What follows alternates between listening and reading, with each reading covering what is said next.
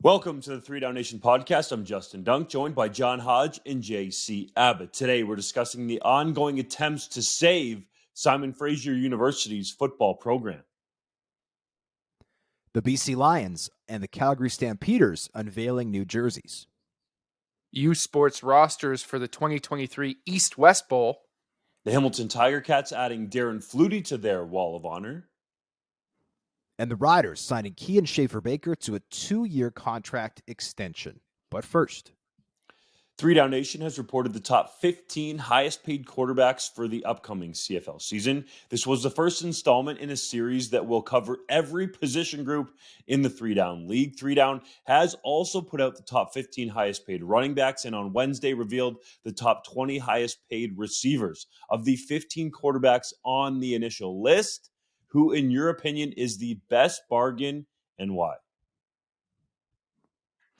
well, I'm going to give my honorable mention to Dane Evans, who took a massive pay cut to join the BC Lions. He'll make $94,000 hard this year with a potential maximum value of $151,000. But for me, just by virtue of him being the starter, I'm going to take Chad Swag Kelly of the Toronto Argonauts. He is due only $87,000 in hard money, can reach about $250,000 with his play time, but I don't think that play time, some of it is very realistic, some of it is not. For instance, he gets $15,000 if he throws for 5,000 yards. I mean, he has to have a heck of a season to throw for that much. So for me, for what the Argos are getting, which is their new number one quarterback, obviously it remains to be seen if Chad Kelly will succeed. The sample size is very small. He started one game last year at the end of the year, looked pretty good, threw 3 touchdown passes, and then he played a little bit of that Grey Cup game, had one great run to prolong a drive. But to me, when you're looking at this team, it almost reminds me of Nathan Rourke a year ago in BC. The Lions were not paying Nathan Rourke a lot of money, and that allowed them to really invest in that defensive line, to really put great weapons around Rourke. And the Argos, to me, have done a similar thing here. Yes, they lost McLeod Bethel-Thompson to the USFL, but they've gone ahead and they've given huge pay raises to guys like Robbie Smith, Curly Gittins Jr., a lot of key players who have stayed with that team. And they've also managed to keep like Andrew Harris in tow. If you're paying Chad Kelly like a normal starter, there's no way you can give AJ Ouellette a bump. There's no way that you can keep Andrew Harris in the backfield. So to me, for the benefit of everywhere else on the roster that Toronto's been able to invest, the answer is Chad Kelly is the best bargain. I think you're absolutely right there, Hodge. You can't deny just based on the cost, but with Chad Kelly, you have uncertainty because you don't know what he is yet. There's some guys that you do know what they are who are not making very much money. And I'll give some love to a guy who I have not given very much love to over the last little bit, and that's Vernon Adams Jr. in BC. Right now, he is 8th on this list of quarterbacks. He's set to make $285,000 in hard money next year. His maximum value is only $350,000 next year, which is less than the hard money that guys like Cody Fajardo, Taylor Cornelius, and Jake Mayer can make next year. Vernon Adams Jr. has shown he can be a very effective quarterback when he's running hot in this league. And he deserves to be paid above guys like Cornelius and Mayer, in my mind, just based on what he's done in the past. He's not making nearly as much money as them. I think that's a real steal for the Lions. There's some concerns, obviously, going from that bargain basement deal contract that Rourke was on last year, that you're paying more money to the quarterback position that's going to take away from other elements of the roster. Well, they're still getting a steal of a deal with VA, and that's allowing them to keep a lot of the pieces around him. My honorable mention is going to be Swag Kelly. The issue I have is we're talking about bargains, and we don't necessarily know for sure, as much as I'm hyped about Swag Kelly's season coming upon us in the CFL, what we're going to get from Mr. Kelly in 2023. It looks like he has some great upside, but oftentimes when there's a lot of hype, I think we can forget that it takes a lot to be a starting quarterback in the CFL, and Kelly already thinks he has a bleep contract.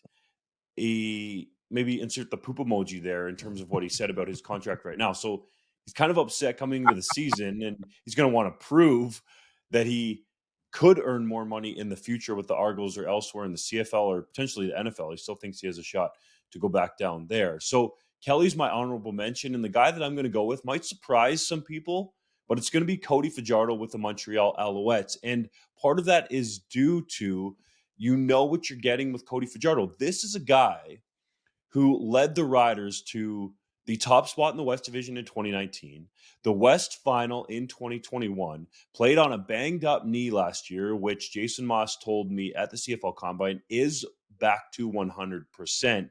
And you're getting him for less than a lot of these other starters, let's say like a Jake Maier with the Calgary Stampeders. And Fajardo has way more starts and has a great winning record throughout his CFL career to date. $371,000 in hard money with $54,000 available in playtime bonuses, which he should get if he starts all 18 games. It could be chipped down a little bit if he is sidelined with injury, obviously, or perhaps the Alouettes lock up the East Division or a playoff spot early and they decide to rest him for a week or two. So we're looking at Fajardo moving from the West Division, which for a number of years now has been the best. Yes, West is best. Going to the East Division, and although he doesn't have Geno Lewis catching balls there, I think the Alouettes are somewhat underrated. I just need to see him and Jason Moss be able to mix Fajardo's play style with Moss's offense. That is the one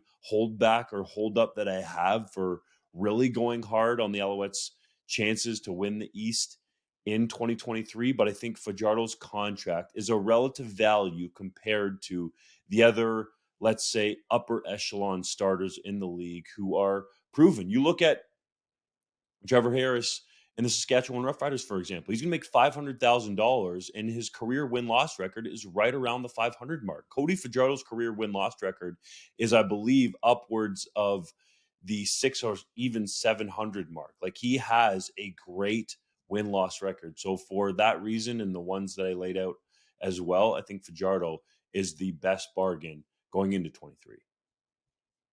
Well, and we know, obviously, Fajardo's going to have a better offensive line this year in Montreal. Not sure about the receiving core there, but with the running back group they have, William Stanbag, they've got Jeshurun Antwi out of the University of Calgary. They've got Walter Fletcher, who we think is underrated out of the backfield. As long as they actually run the damn ball, I think Cody Fajardo could have a lot of success there.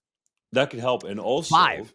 GM Danny Maciocia, just one real quick sec, said that they would be in the bidding to sign Brandon Zylstra, who would be a bona fide number one receiver. Now, they have Greg Ellingson, who I think can still produce, and some up-and-coming guys there. So he's going to have some targets, and most importantly, Hodge, as you noted, he's going to be much better protected. 5. Simon Fraser University football players have filed a lawsuit against the school after the program was suddenly eliminated in early April. A group of alumni is set to meet with SFU President Joy Johnson this week, while a number of other influential voices have spoken out in support of SFU reinstating their football program, including BC Lions owner Amar Dolman, CFL Commissioner Randy Ambrosie, the CFL Players Association, former Toronto Raptors head coach and Simon Fraser alum Jay Triano, and Winnipeg Blue Bombers president and CEO Wade Miller. Are you optimistic that SFU's football program can be saved? Yeah, I don't know whether this program will be saved or not. What I can say is I'm extremely optimistic about the level of support, not just in the province of British Columbia, but in the football community across Canada at large that has rallied behind the Simon Fraser team and these athletes over the last little bit since the university axed this program without any warning or prior inclination. You know, it's really been wonderful to see voices like Amar Dolman step up and say, hey, if this is financial, I've got a check to write. Here it is, whatever you need. To see people like Randy Ambrosie and the leadership of the CFLPA speak out in support of Simon Fraser University and try and get this thing changed. I don't know if we've had an issue, certainly in the recent past, in which you could get all these differing factions on the same side and united behind one idea, one initiative. I think there's a lot of support on the U Sports side to potentially get something going where they could welcome in Simon Fraser in the future as a single sport member to play football in the Canada West.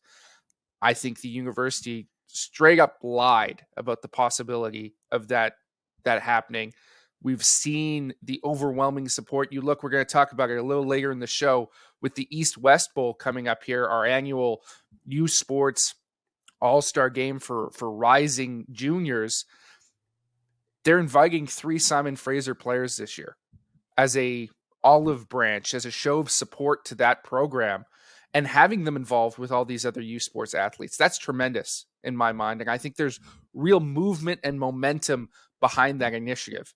My one caveat is I've yet to see anything from the leadership at Simon Fraser University, whether it be President Joy Johnson or Athletic Director Teresa Hansen, that gives any indication whatsoever that they'll be moved off their position. And that's greatly concerning to me, because we all know that the motivations for this move were not what they said they were. And quite frankly, I think they were looking for any excuse to make this decision.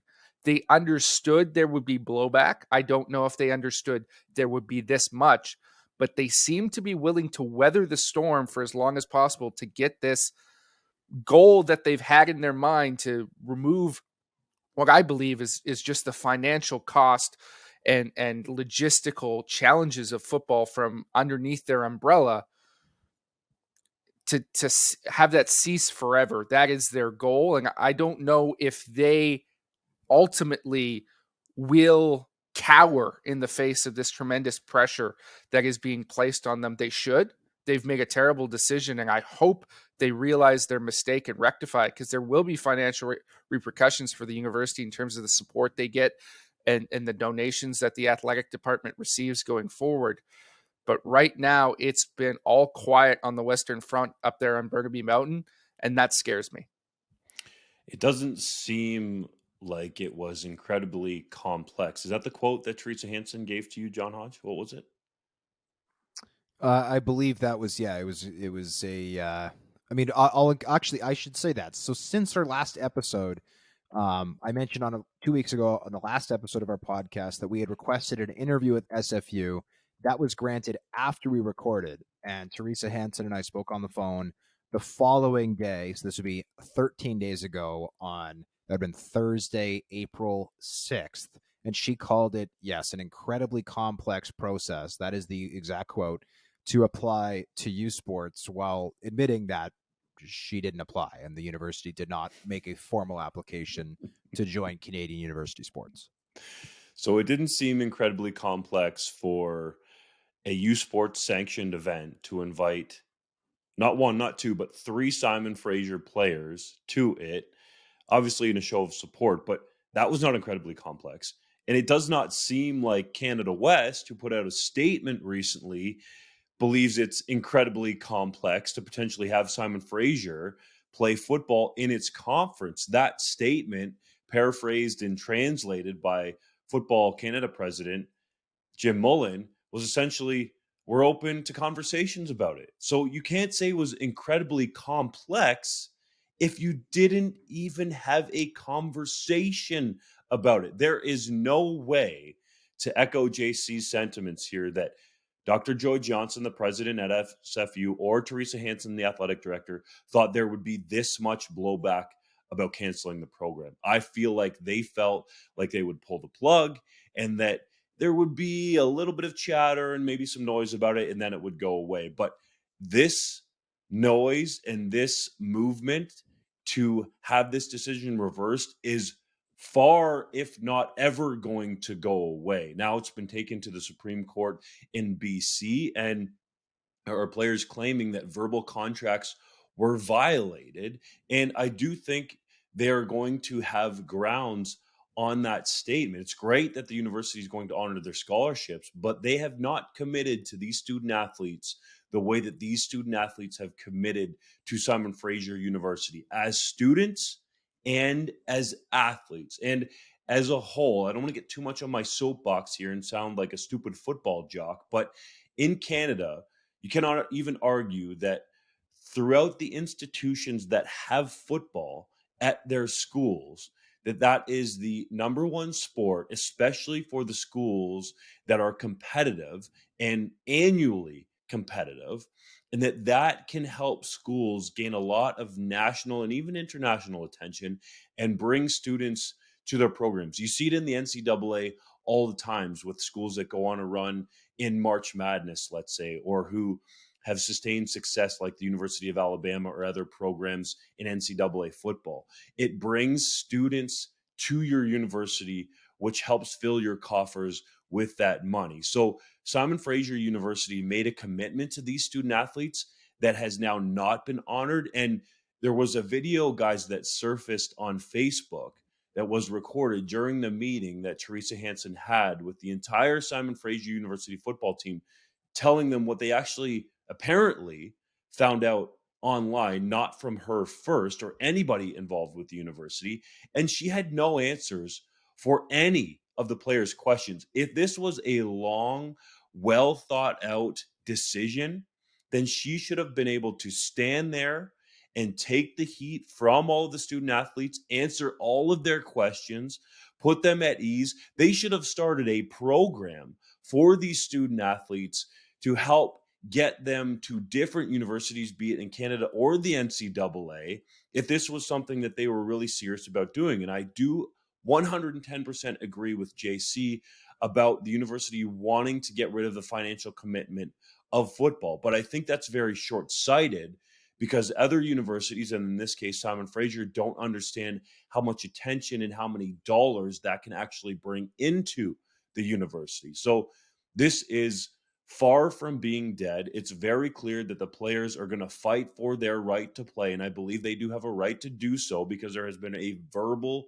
contract and scholarship contracts actually signed for these student athletes. So I hope this decision is reversed quickly and that Teresa Hansen and Dr. Joy Johnson learn something from this, because what happens a lot of times in these situations is people in power feel like they can do anything that they want and they don't necessarily have to have a great reason or reasons why. But this decision was clearly short-sighted, made way too quickly without proper reasoning behind it. And that's why this groundswell of support has come about. And I hope this decision does ultimately get reversed, mainly for the student athletes that committed themselves, their lives, their blood, their sweat, their heart and soul on the football field, and also as students in the classroom. I hope it gets reversed just for them.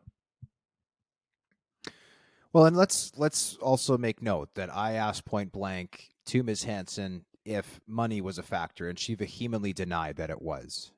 She also said that it was not unprompted. She said this was also not a performance issue because we know that Simon Fraser has not won a lot of football games over the last few years. She said this was 100% about having a place to play. Now, getting back to the incredibly complex comment she made, one could argue that an athletic director's job is to do incredibly complex paperwork. And I think that criticism is He warranted. has not been good at that in recent years, though. Hodge. That's why they get paid the digging big back bucks. to her time at UBC. Wait, hey, UBC lost an entire football season when she was AD because they didn't do the eligibility right. You remember that, Dunk? That maybe when you were just starting out calling games in the Canada West, back when Billy Green was quarterback. Like that was Teresa Hansen as the AD there. They've had problems with the swimming program. They've had, problems with all sorts of teams during her tenure. Clearly, incredibly complex paperwork is not her forte, which to me, that's your job, right? So I know it's disappointing to me. Yeah, so I mean, we don't know what's going to happen with the situation yet, but I will say I did ask point blank over the phone. Remember, this was just literally the day after this news broke. There have been far more groundswells of support for SFU's football program that have come up since then. I asked Teresa if the level of blowback had taken her by surprise, and she kind of paused for a moment and spoke to the disappointment that she knows people are feeling. So this is partly speculatory on my part, but I would say, at least even from that interaction I had with her, I'm hoping to speak to her again, hopefully next week, is I do think there was some sense of surprise. I think Dunk's assessment is accurate. And of course we are speculating, but I do think that the amount of support this program has garnered, not just locally, but nationally, and even like there have been American media companies who have picked up on this story. This is now an international story. I do think that has taken them by surprise. And that is why I am feeling more optimistic than ever that this program will be saved. I'm not saying that it's going to be saved, but I am more optimistic than I have been at any point that this will be reversed and we will see SFU play somewhere in 2023 and then play in U Sports from 2024 onward, which, by the way, if that does happen, full applause to the people who have shown leadership to right this wrong. Because at the end of the day, I think sometimes, at least in my tenure covering Canada or covering football in Canada, be it pro, amateur, flag, whatever, I think sometimes these groups are too guilty of playing in their own little sandboxes and not wanting to interact with each other for a number of reasons. The primary which is likely ego, unfortunately. And I really appreciate the fact that we've seen leaders from all across this country in different factions, different groups, get into the same sandbox, so to speak, and set aside the egos, set aside the differences, and say, how do we get this done? And we've seen that leadership, like from people like Amar Dolman, from people like Randy Ambrosi, from the CFLPA, all the people who we listed. So we'll see. Remains to be seen. The story is not over again. SFU's alumni is talking to Joy Johnson this week, the team's or the university's president, and we'll see where it goes from there. It should be I said will real say quickly this, that the Canada West has not yet finalized its schedule for the 2023 season. I mean, the 2023 season, like in theory, Simon Fraser has a place to play, right? They're on the schedule for the Lone Star Conference. That affiliation does not end until 2024. Now, how long the Lone Star Conference and its teams are going to be holding those spots in that schedule, not knowing whether SFU will be playing or not, that's another question entirely, right? We don't know how long they'll sit on their hands and wait without filling it with, an exhibition game of some type against a different program, right? They'd be well within their rights to start searching for that. Hopefully, this process legally and with the university can move fast enough that that's not the case. You play out your normal schedule in the Lone Star Conference this season. You move through the process with U Sports. You start playing in Canada West in 2024. What I will say, and this is the last point on this topic, I know Hodge is going to be rolling his eyes already. I am hopeful that if we can get this program back, it's a turning point, because we know that for many years now, SFU has struggled on the field. It has struggled with a lack of support from its university. Now, I mentioned Teresa Hansen's tenure at UBC. She was the AD there for a time. She was also the assistant AD there for a time. During that era, UBC came very close to axing its football program. Very, very close. It had to get pushed back right from the brink. And because of that, alumni rallied their support behind. There was a huge influx of money in the form of the 13th Man Foundation and Mr. David Sadu, which was injected into that program. They brought in Coach Blake Nill, and in that 2015 season, they won a Vanier Cup. And they've been very successful ever since. I hope that this goes beyond just saving this program, and that if they can get it up and running again, these alumni who have now rallied around, it's a wake-up call for them. They begin to invest more readily into this program, and they can actually make it competitive wherever they're playing going forward. The BC Lions and Calgary Stampeders have unveiled new uniforms for the 2023 season, featuring black home jerseys and fog away jerseys for the Lions and a revamped away kit for the Stampeders. Are they hot or not?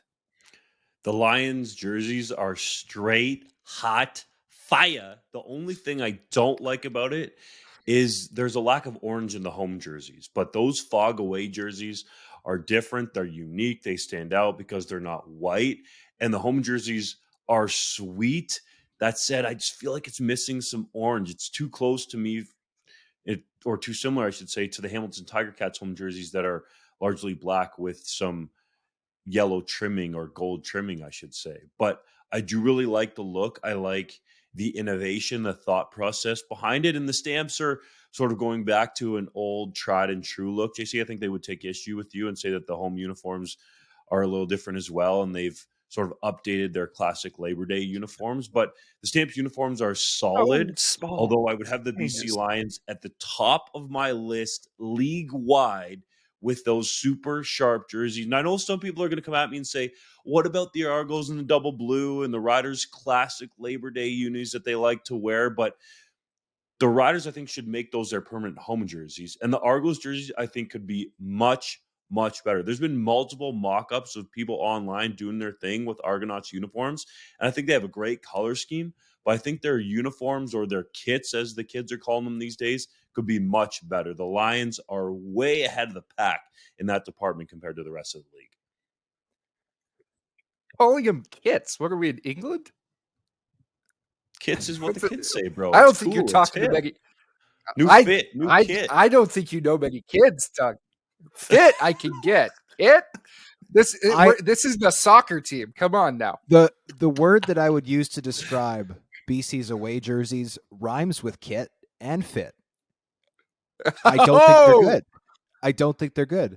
I really like. Let's start off with Calgary. Yeah, let's start off with Calgary.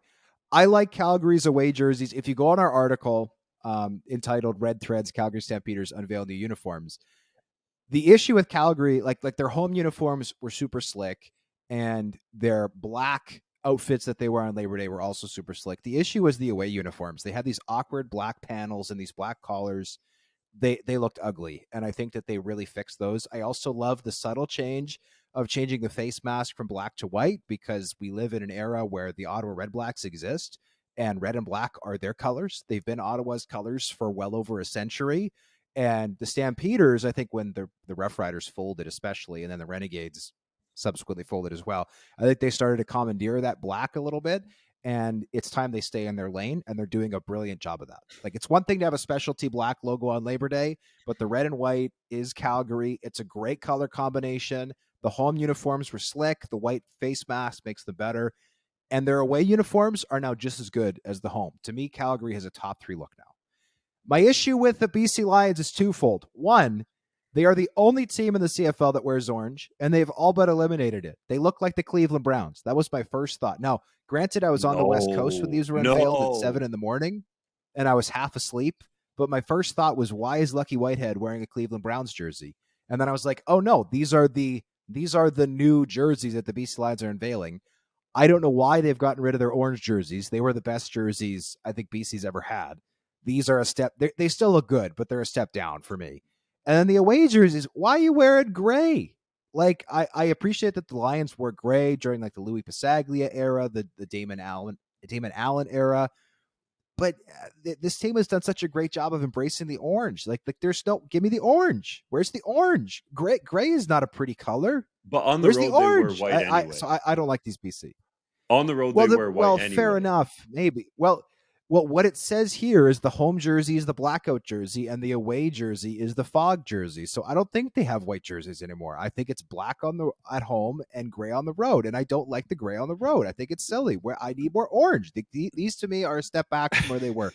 They're not like, the home jersey is nice, but it looks like the Cleveland Browns, and the away jersey I don't like. So no. Okay, hold on. Before our West Coast boy gets in here, the point I was trying to make is they wear white on the road anyways. There's not much orange in those uniforms. And the Browns are brown and orange. They're not black and orange, so I think it's a sharper look.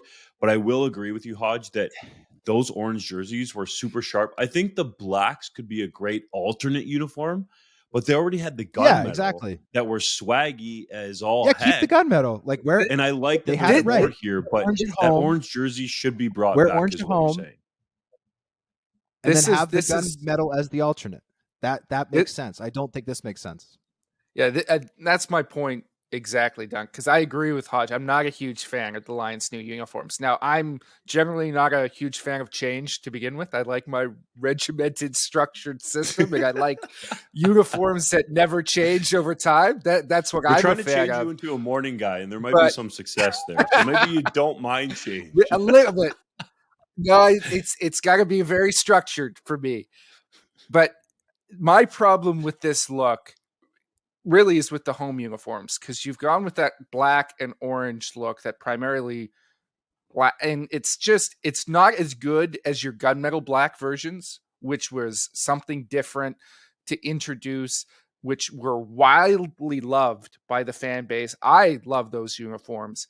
And instead of just wearing those all the time, which I think people would have gotten behind, you've made a worse black jersey to try and capitalize on that. And that doesn't make any sense to me.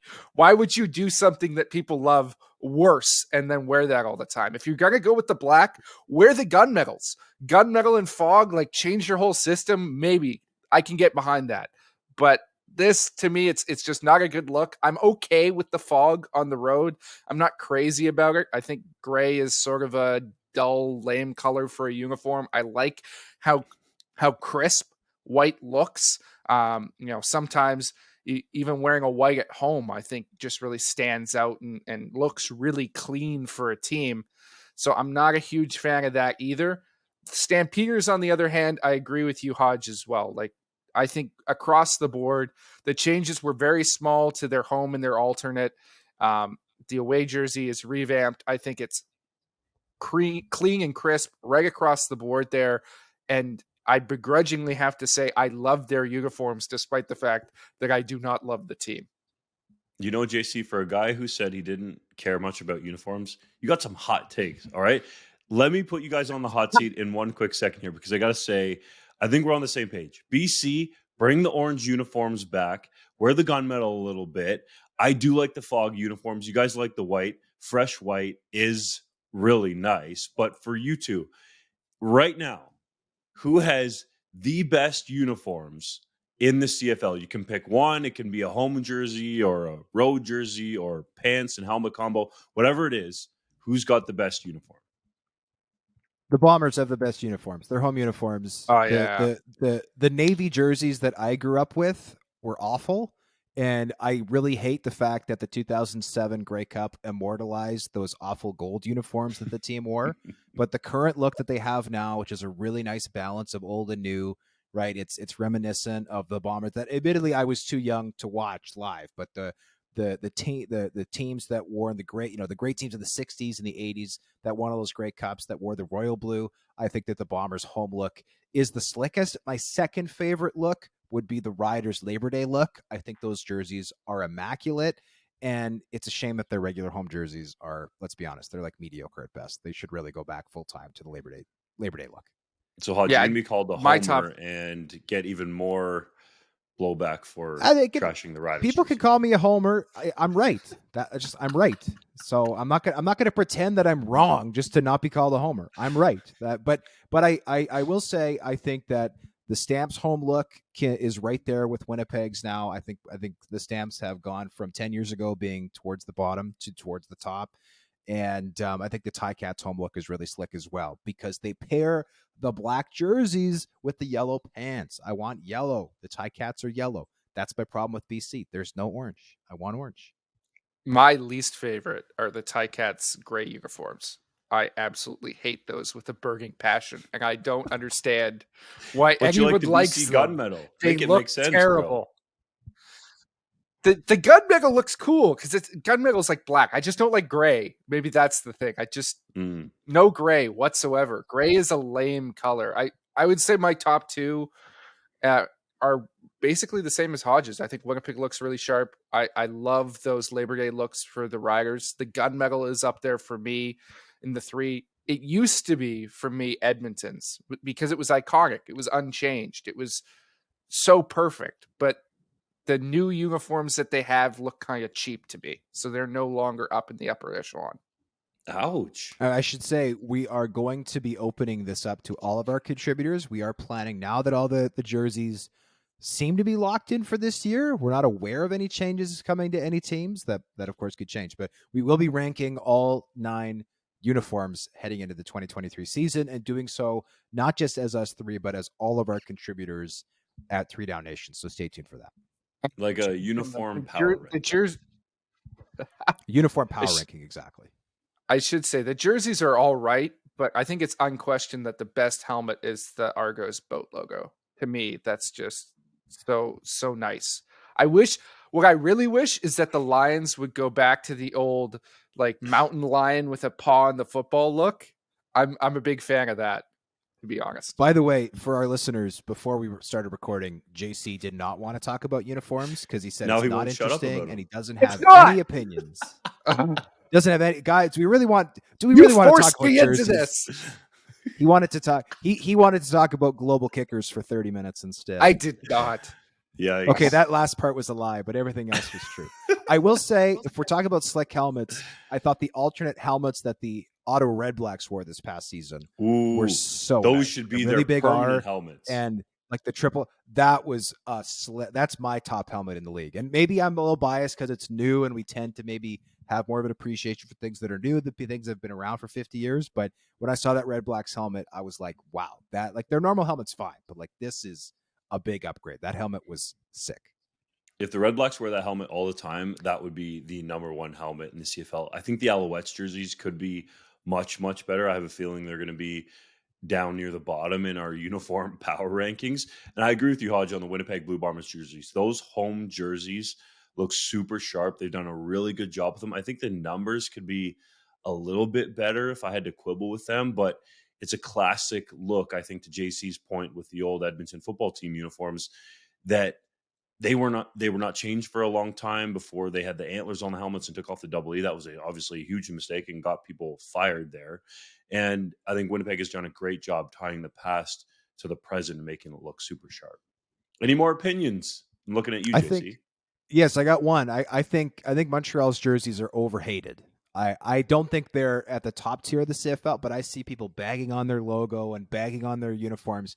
I think the uniforms are nice. I really do. Not top three, but I think they're nice. And that seems to be an unpopular opinion. I didn't realize that, at least from what I've garnered online, a lot of people seem to not like them, which is wild because I thought that like the jerseys that they wore during the Anthony Calvillo era were awful. Like the silver helmets. Yeah. Like I think the new version is way better. But again, a lot of people don't seem to feel that same way, which is interesting. JC, you good? Yeah, I'm all locked. I didn't want to talk about this to begin with. You forced me into this. You brought it upon yourself. We didn't force you to nothing. know that. You could have sat there silently. Instead, you went on for 10 minutes about all kinds of jersey talk, which we like because people like jersey talk. He had to balance it out because he move on. Let's go. Gave BC some love for Vernon Adams Jr. earlier, and now he's evenly balanced. I like it.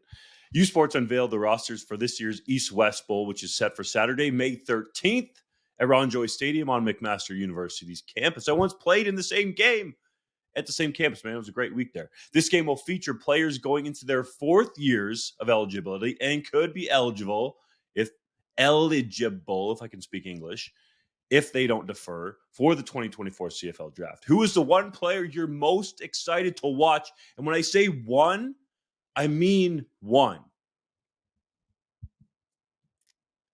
I'm going to pick Nathan Demoulin-Duguay out of Laval. I apologize for that pronunciation. First team All-Canadian at tackle this last year. And by the way, for the uninitiated, the East-West Bowl gives CFL teams a chance to evaluate talent heading into their last year of U Sports football. So the players who are participating in this event will be eligible for the 2024 CFL draft. We already know the 2023 CFL draft is not deep along the offensive line. The 2024 CFL draft is rumored to be very deep, and a player like Demoulin-Duguay, I think, has the opportunity to head up a very strong group. So I'm going to be watching the offensive line primarily because I think there's going to be a ton of first-round picks in that group. The one I'm most excited to watch, Demoulin-Duguay. For me, I'm going to pull out one of those Simon Fraser players that received an invite that we talked about previously. Jarrell Cummings, he's a kid from North Vancouver who's started right from his freshman year at SFU and was a GNAC All-Star back when they played in the Great Northwest Athletic Conference before that folded, has been very effective against very good competition at the Lone Star Conference level, and will now get a chance to do an apples to apples comparison against some very talented U Sports receivers. Typically, when we talk about defensive backs, specifically corners that are top prospects, we look at guys who have incredible length or size, like Sirman Harrison Bagayogo in this year's CFL draft. Gerald Cummings doesn't really have that. He's about 5'10", 185. So an event like this, if he can show he's truly as locked down as he's been at times in college against top competition, he can really up his stock. And I think he's an incredibly talented player, a natural cover man. Really excited to see him perform against the best. Super jacked up to see Nick Weeb. I've been covering this guy for a couple of years now on the Canada West Football Showcase, the outstanding linebacker for the University of Saskatchewan. He was a transfer from the University of Oregon, lined up in practice against Penei Sewell, who was a high draft pick in the NFL. I think he was selected by the Detroit Lions, 3rd overall. Is that right, JC? Yep. Detroit Lions, yes. Yeah, that's the pick. Was it 3rd overall that year? Few years ago. Anyway, I don't remember that. Third. I think he was 5th. Was it 6th? 5th? Yeah, it was 5th. I think it was 6th. You know what? I'm gonna Google this right now. My money is on 6th. He was a top 10 pick for the Detroit Lions. He was picked 7th. We were all 7th. wrong. Okay, all wrong. 7th. Well, at least we got the fact a very high draft pick. Thanks, Stat Boy. We got the fact checkers. Weeb is an outstanding linebacker with the Huskies, and a guy that, depending on how fast he runs, and I think he's actually going to run the 40 really well, is definitely going to be in first round consideration, and depending on the class next year, could be first overall consideration. That's really rare, but this dude, I think, can start right away. Coming out of the University of Saskatchewan, he's been exposed to that high-end level in the NCAA, played in some big-time games with the Ducks, and was about to see the field there, but then wanted to come back to Canada for family reasons. And the University of Calgary, which he grew up very close to, was in the mix, but like the vibe around the University of Saskatchewan, they are now the back-to-back Canada West Conference champions, and we're really close to Vanier, a couple of years in a row, and I think that's what he's going to be shooting for again, obviously in 2023. But Weeb is absolutely outstanding. This guy just oozes being a pro. He's locked in. He knows the position so well. He can run. He can tackle. He can cover as well. He's a very athletic linebacker. And if Weeb's listening to this, I want him to run fast because I'm a personal fan, and I'll show a little bit of bias there of this dude because I spend so much time around him. But if he runs fast, I believe he will be in contention to be the first overall pick in the CFL draft. And if he runs well, I think he could potentially get NFL attention, which would be rare for a Canadian linebacker. I think the last linebacker from a U Sports school to get real NFL attention would have been the 109th Grey Cup MVP and MVC, Enoch Mwamba. Yeah, Corey Greenwood would be in that category as well. Yeah, and it's not that unlikely that linebackers are gone first. Enoch Mwamba did it in 2011. Jordan Williams did it in 2020, and Tyrell Richards did it in 2022. That's just off the top of my head. So crazier things have happened. I will say, to push back on that, I think you're underestimating how good this draft class is going to be in 2024. There's a lot of legitimate NCAA starters who are going to be just past the NFL free agent mark, in my mind, that will be in contention for that first overall spot. But Weeb, the work ethic is there. I mean, he walked on at Oregon. This was not a scholarship guy. He made his own way there. He walked onto the team, and he made his way onto the field, actually making an impact for the Ducks. So I wouldn't put anything past him. Yeah, I'm not saying he's going to go first overall, but he should be in contention. Alouettes GM Danny Maciocia said he's more than convinced that a CFL expansion team would work in Quebec City. Do you agree? I would like to preface this by saying that deep in my heart, I would love for a CFL team to work in Quebec City. It's one of my favorite places in not just Canada, but the entire world. I think the location, the history, I'd love to see it happen there. I don't think it ever will. To me, there are far too many red flags that are really easy to ignore if you just point to the success of college football. Everyone likes to talk about how great Laval is, how they get 18,000 people out to U Sports games, which is about 16,000 more than most schools in Canada. But I don't think that translates. There's a cultural rift there. It's not as attached to the CFL as it is in most of English speaking Canada. They have identified very deeply with their local university product, and that's why that's been successful. But if you bring in a team that is largely English speaking, which it would be, from a league that has long been viewed as an Anglophone institution into a city where 90% of the population speaks French as their first language and 70% don't speak English at all, I don't think that works. I think you're going to encounter a whole bunch of hurdles, a whole bunch of pushback. And I think the history indicates this, right? There have been 2 CFL games in Quebec City already. And we've talked about expansion with Halifax and how successful Touchdown Atlantic has been in terms of attendance and selling out. Well, 2 preseason games in Quebec City, one in 2005, over a decade ago now. It had about 10,000 people out, and that was with a big push of support from the Rouge et Or. But the last one in 2015 only had about 4,000, right? That's not an indicator to me that this is going to be a successful endeavor if the CFL were ever to go to Quebec City. So to me, it's just not a scenario where if I was the league, I'd want to get involved in.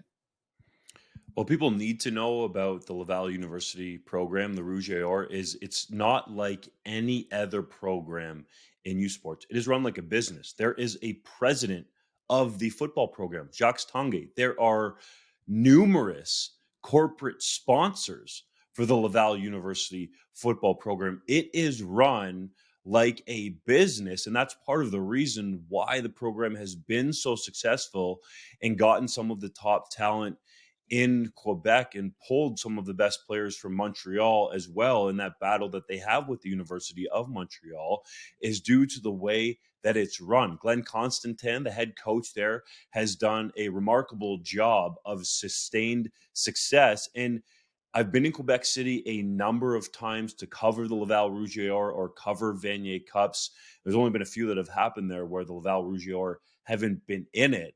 And you can see how tied in the people are to the Laval Rouge et Or. So they have done a wonderful job of marketing the program, but I think most importantly, treating it like a business. I think some CFL teams could honestly learn some things, and specifically some U Sports teams could learn some things from that approach. I'm not saying that the other U Sports teams around the country should do it the same way, but something similar could be beneficial for those programs. So that is the major difference here. When people talk about Quebec City, you can't just point to the Rouge et Or and say how well they're doing and the attendance that they have and think that that's going to directly translate into attendance for this hypothetical Quebec City CFL team.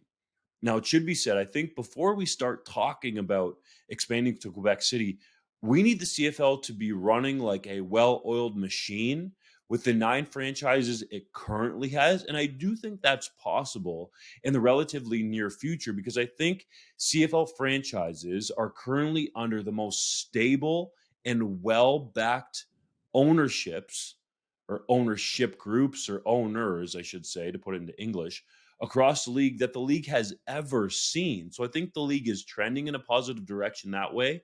And Halifax, to me, would be the most natural for a 10th team. So let's do 10 really well, or even start with 9 really well before we start talking about expanding to 12 like Randy Ambrosie is out here trumpeting. Now it's the off season and they probably want to keep some heat off things like spending millions of dollars on CFL 2.0. Sorry, JC, that hasn't translated into the success that they thought. And the fact that there hasn't been an American television deal at least announced yet from the league's perspective. So I think some of it is a diversion tactic. But if we're going to talk about it from an analytical perspective, which is what we're doing right here, right now on this podcast, then let's have 9 teams do really well before we look elsewhere. Do I think a CFL team could be viable in Quebec City? I don't think it's going to be an easy road for a lot of the reasons JC laid out, and specifically because it's going to be a competition with Laval. I don't think Laval would be on board to help a CFL team unless you went to Mr. Tanguay and the powers that be at Laval and made a business case for those entities working together to benefit people on both sides of that relationship. It's time for Hodge's Heritage Moment. On this day in 1998, the Indianapolis Colts selected South African-born and Vancouver-raised receiver Jerome Pethon in the second round of the NFL draft. Python. The 6-foot, 195-pound target. Python, my apologies. The 6-foot, 195-pound target transferred to Washington for his sophomore year after being named the U Sports Rookie of the Year with Acadia in 1993. Python played 8 seasons in the NFL with the Colts, Saints, Seahawks, and Falcons, and made 260 receptions for 3,350 yards and 15 touchdowns. He is tied with N'Keal Harry, the 32nd overall pick in the 2019 NFL Draft, for the highest selected Canadian receiver ever in NFL Draft history. I know JC's too young to know, or at least remember, Jerome Python playing. Dunk, what do you remember about Jerome Python? Dude, Jerome Python was a smooth-moving receiver. And let's remember, as you mentioned, Hodge, he was from Acadia University and rose to prominence in the NFL and was part of some dynamic offenses at the time. So it shows yet again, it needs to be reiterated to, I think, a lot of people that when you go out to watch U Sports games, or back in the day when Python played, probably would have been CIAU if it wasn't CIS, that there is elite talent on the field there that you can witness in your own backyard. Python was a great receiver, if I could say his name right, and a very intriguing story in terms of him going from Acadia to the NFL. Let's go to one of the greatest Canadian NFL players of all time. I like it, JC. This guy's a history buff. He freaking knows everything. Let's go to the 3-minute drill. The Riders have booked Kim Mitchell to play their home opener this season. Is that a popular choice, do you think, among Rider Nation, Hodge? I think it's popular for people who are like older than my parents. That's cool for them. I don't know about anybody under the age of 40. That's the issue. I was going to say, Twins... I'm notorious for liking older things. I have no idea who Kim Mitchell is. Just no clue. 25 years old, no idea. Yeah, I had to Google who Kim Mitchell was. Canadian Twins Jason Sidney Brown went through a pre-draft visit with the Tampa Bay Buccaneers. Which brother do you think will get taken first in the 2023 NFL Draft? It's going to be Sidney Brown, just based on the values of the position. People really like his versatility as a safety and all his athletic ability. Chase Brown, they're high on him as well, but he's a running back, right? He's likely to fall into day 3, round 4, round 5. That's the sweet spot for guys like him. Sidney Brown has much more positional value to NFL teams. He'll get taken in round 2 or round 3. The Hamilton Tiger Cats are adding Darren Flutie to the club's Wall of Honor at Tim Hortons Field. Is he a worthy selection? He definitely is. He's a bit of a quieter guy and didn't really like the spotlight during his career or post-career. I know sometimes the Ticats have, I don't want to say had trouble, but just haven't been able to track him down because he doesn't like the spotlight. But I think this is very much deserved and a great thing for Ticats fans, even though Darren Flutie doesn't necessarily embrace the spotlight. The Montreal Alouettes signed kicker David Cote and punter Joseph Zema to contract extensions through 2024. Are those smart moves? They are. Kickers are at a premium right now with the spring leagues down south chewing them up. We've seen that with teams in Canada struggling. Joseph Zema, I think, is really underrated as a punter. Finished 3rd league-wide in net yards last year. This is definitely a good move. JC, you released your all-time CFL to NFL team. Who do you think is the best deep cut who made your list? Well, there's some really good ones, and I encourage everyone to check it out. I'll highlight 2 former BC Lions who are unique because they played entirely different positions in the CFL than they did in the NFL. Bob Jeter was the backup running back for the Lions behind the great Hall of Famer Willie Fleming. signed with the Green Bay Packers, got converted to cornerback, ended up being a 2-time All-Pro and a cornerstone on the team that won the first 2 Super Bowls. And then a decade later, the Lions signed a receiver and kick returner from Georgia named Jake Scott. He ends up getting drafted by the Miami Dolphins. They make him a free safety. He goes to 5 straight Pro Bowls and then becomes the MVP of the Super Bowl for that 1972 Miami's Dolphins team that went undefeated. Truly a remarkable story on both fronts. Both of those guys deserve mention. Ticats head coach Orlando Steinhauer said he won't guarantee a starting spot for Simone Lawrence, the team's all-time leading tackler. Do you think Simi HOV will be in the starting lineup in 2023?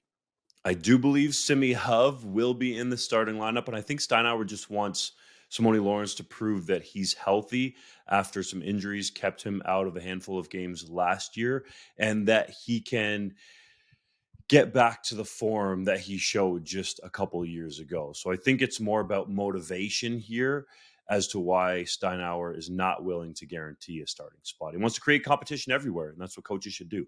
The Riders have signed Kian Schaefer-Baker to a 2-year contract extension, keeping him in Saskatchewan through 2025. Is that a calculated move for the star receiver?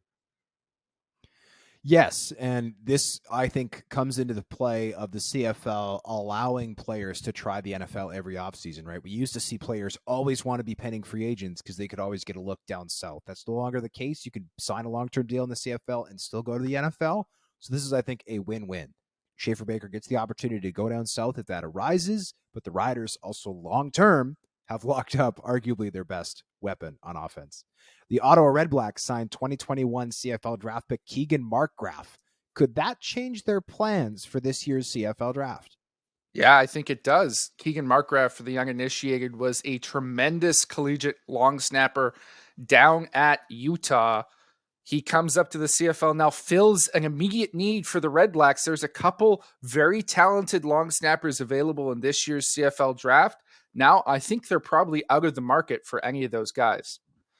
McLeod Bethel Thompson led the New Orleans Breakers to a 22-15 victory over the Pittsburgh Maulers in his first USFL start, throwing for 302 yards and 1 touchdown. Is that impressive? It is the game-winning TD, by the way, JC, and it's impressive because it's the first game of a season. Usually offenses are behind the defenses, but McLeod Bethel Thompson looked like he threw in rhythm and was in sync with his receiving group. Veteran receiver RJ Harris announced his retirement following 49 games with the Ottawa Redblacks. Was that a surprise? I mean, I guess it's not really a surprise. He didn't really have a place to play. Clearly, he wants to move on. One thing I will say is that though Harris was raised in the U.S., he was born in Würzburg, Germany. And so if the CFL had not insisted that American players who were born overseas stayed American when they introduced the global initiative, RJ Harris should realistically be a global in the CFL, which means he'd probably still be under contract, but that's a story. He's an American military member. That's not, no, it's not. That's not how it works. He's an American military member. It is how it works. He was born in Germany. No, that's how it works. American citizen. He's not a German citizen. He's an American citizen. He was born in Germany. He's American military member. There's a whole different structure. If you're born in a country, this is the whole thing. Make you a citizen of that given country? Not if you're born on the base. The bases are enclaves of the country. Like you paying American dollars. There's a supermarket. It's little small town America in the middle of Germany. It's massive. All right. Well, I believe you. We'll see. Maybe we'll have to interview RJ Harris and get all the details. With that said, we thank you as always for listening to the 3 Down Nation podcast. We'll see you next week for another episode.